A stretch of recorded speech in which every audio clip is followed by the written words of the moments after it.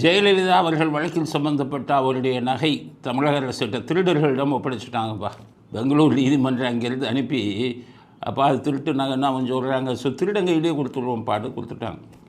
இப்போ நான் என்ன சொல்கிறேன், 1996 1996 தான் ஜெயலலிதாவை கைது பண்ணிச்சு இந்த திருட்டு கூட்டம்.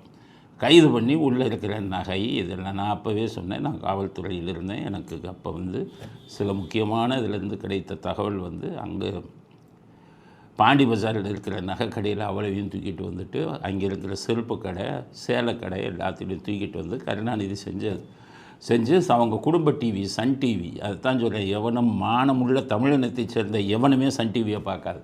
மானமுள்ள சும்மா அந்த சீரியலை போட்டு ஏமாற்றிக்கிட்டு இருக்காங்க. ஊரை ஏமாத்தின கூட்டம்.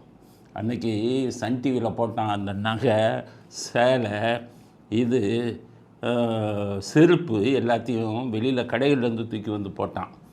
இப்போ அதை டிவியில் காமிச்சான். இப்போ அங்கேருந்து நகை வந்துருச்சு, உடைச்சிட்டாங்க. இப்போ சன் டிவி மானமுள்ளவனாக இருந்தால் என்ன பண்ணணும்? அன்னைக்கு போட்டான்ல அந்த வீடியோ, அதை போட்டு இன்றைக்கி வந்துச்சுல்ல நகை, அதையும் போட்டு அன்னைக்கு நீ டிவியில் காமிச்ச நகையில் தான் இன்றைக்கி வந்திருக்காங்கிறத தமிழ்நாட்டு மக்களுக்கு கொடுக்கணும். உங்களுக்கு மானரோஷம் இல்லாத கூட்டமாச்சு நீங்கள்.